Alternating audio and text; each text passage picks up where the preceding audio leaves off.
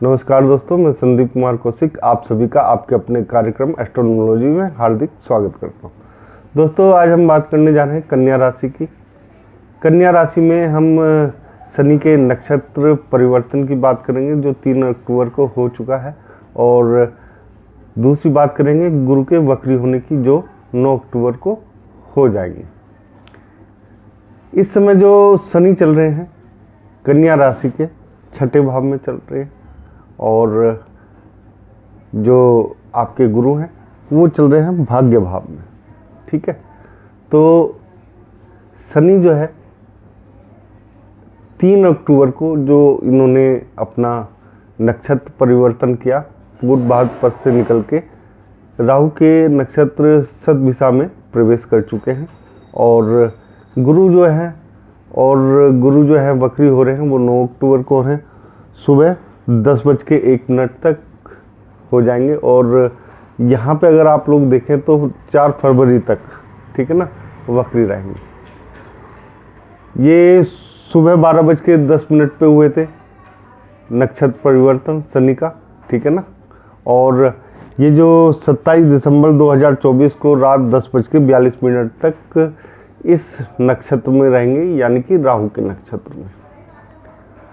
दोस्तों, ऐसे में आप लोगों को, वैसे तो मैंने अक्टूबर वाली जो वीडियो बनाई थी आप लोगों के लिए, ठीक है ना, तो उसमें आपको उपाय बता दिए हैं, ठीक है, लेकिन फिर भी यहाँ पे मैं आपको दोबारा से रिपीट कर देता हूँ इनका क्या क्या प्रभाव आपके जीवन में पड़ने वाला है। दोस्तों, जैसा कि मैं आपको पहले भी बता चुका हूँ कि आपको मेहनत से पीछे नहीं हटना है, ठीक है। आपके जो स्वामी हैं बुध, वो प्रथम भाव में स्वयं के घर में एक तरीके से बैठे हुए हैं, ठीक है ना, आप लोग देख ही रहे हैं, सूर्य और केतु के साथ बैठे हुए हैं यहाँ पर, ठीक है। दूसरी बात हम जो लेके चल रहे हैं दोस्तों वो ये है कि शनि जो है आपके 6ठे भाव में, यानी कि एक तरीके से देखा जाए तो रोग और शत्रु का भाव होता है। यहाँ पे आपको एक चीज़ का सबसे ज़्यादा जो ध्यान रखना पड़ेगा वो ये है कि शनिवार के दिन आप लोगों को हॉस्पिटलाइज नहीं होना है। यहाँ पे आप लंबे समय तक खींच सकते हो, ठीक है ना, यानी कि लंबी बीमारी चल सकती है अगर शनिवार के दिन आप लोग हॉस्पिटल जाते हैं तो। बाकी अगर देखा जाए तो और जो आपके सामने चुनौतियाँ हैं, चाहे वो शत्रु की हैं चाहे किसी भी प्रकार की चुनौतियाँ हैं, वो चुनौतियाँ जो है ना धीरे धीरे करके ख़त्म होती जाएंगी। यानी कि जब शनि इस नक्षत्र से निकलेंगे ना, तो आपके सामने जो चुनौतियाँ होंगी, ठीक है ना, वो ख़त्म करते हुए निकलेंगे, आपके दुश्मनों को ख़त्म करते हुए निकलेंगे।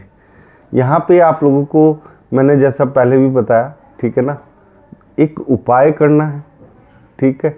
वो उपाय है भैरव का उपाय, ठीक है ना। भैरव के मंदिर होते हैं, भैरव के उपाय भी होते हैं, उनसे संबंधित आप लोग उपाय कर सकते हैं। अगर आपने हमारी वीडियो नहीं देखी है अक्टूबर माह की कन्या राशि की, तो उसे देख ले, उसमें उपाय बताए गए हैं, ठीक है, इस चीज़ से निकलने के।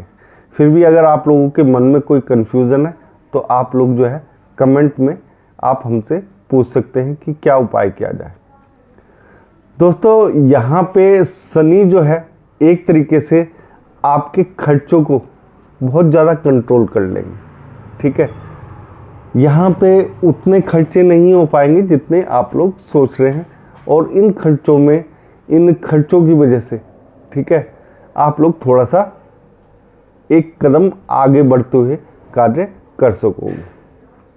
थोड़ा सा एक तरीके से राहु जो है वो शनि के नक्षत्र में है, और शनि जो है वो राहु के नक्षत्र में है। तो यहाँ पे थोड़ी सी दिक्कतें एक चीज़ हो जाती है कि जो राहु है वो आपके 7वें भाव में है, तो आप लोगों को विवाह से संबंधित जो चीज़ें हैं उन्हें थोड़ा सा समझना पड़ेगा, ठीक है ना। कोई ज़्यादा एक तरीके से यहाँ पे उतना नुकसान नहीं पहुँचा पाएंगे राहु देव 7वें भाव में बैठकर। यहाँ पे आप लोगों के लिए एक तरीके से जो मौके होते हैं जीवन में वो क्रिएट करने की कोशिश करेंगे, यानी कि बनाने की कोशिश करेंगे। लेकिन शनि जो है आपके लिए एक तरीके से रास्ता साफ करते हुए जाएंगे।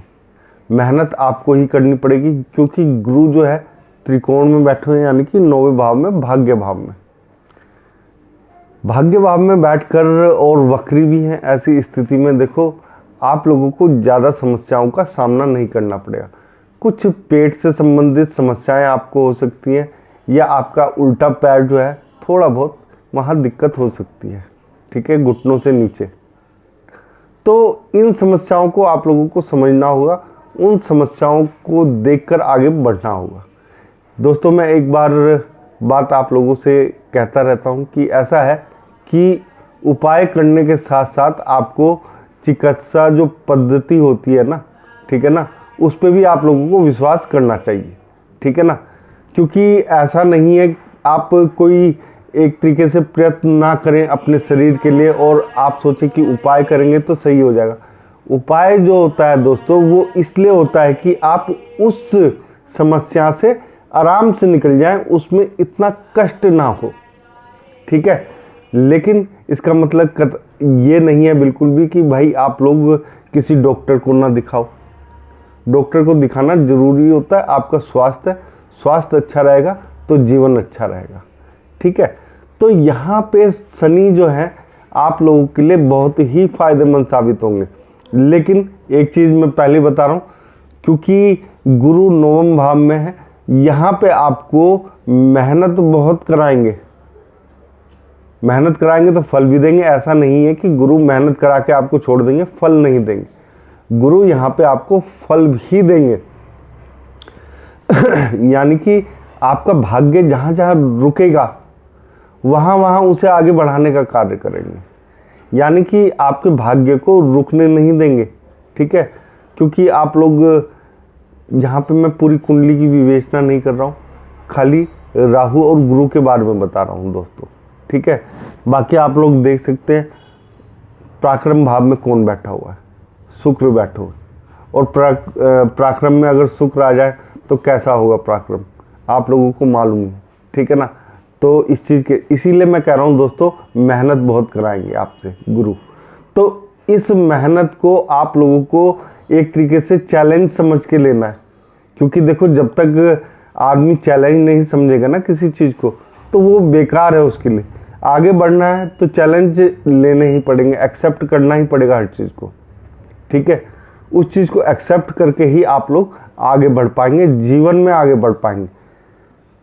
देखो सब लोग ये चाहते हैं कि मेरी ज़िंदगी आराम से कट जाए। दोस्तों ऐसा बिल्कुल भी नहीं होता। चाहे कोई अरबपति है, खरबपति है, कैसा भी है, चाहे गरीब ही क्यों ना हो, सबके पास कोई ना कोई समस्या रहती है।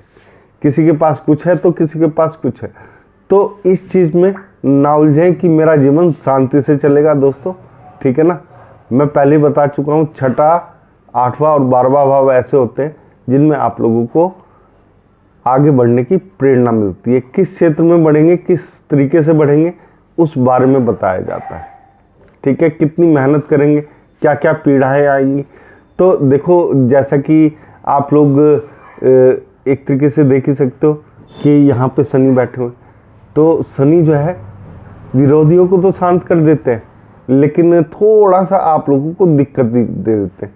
जैसा कि आप लोग सेलिब्रिटी हैं, उनका नाम नहीं लेना चाहूँगा, ठीक है ना। उनके साथ भी एक हादसा हुआ था, लेकिन उस हादसे से उबर कर वो काफ़ी ऊंची पोजीशन पे पहुंच चुके हैं, ठीक है ना।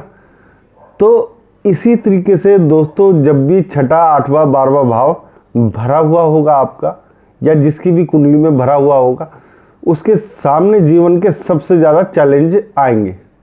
लेकिन जो उन चैलेंज को, ठीक है ना, एक्सेप्ट करेगा, स्वीकार करेगा, वही जीवन में आगे बढ़ पाएगा। यानी कि उस शिखर तक पहुंच पाएगा जिस शिखर को छूने की तमन्ना हर व्यक्ति के मन में होती है।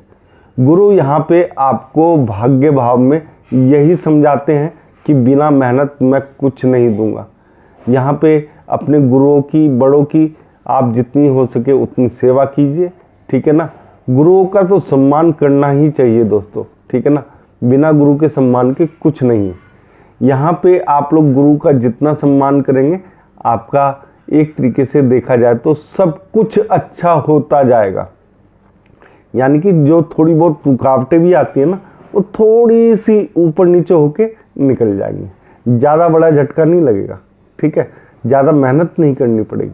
उपाय इसलिए होता है कि आराम से वो समय निकल जाए जिस समय के लिए आप लोगों को उस उपाय की ज़रूरत है। अब उपाय जो होते हैं दोस्तों, आप बाद में कर रहे हैं, समय निकल चुका है, तो उस उपाय का कोई फायदा नहीं है, ठीक है।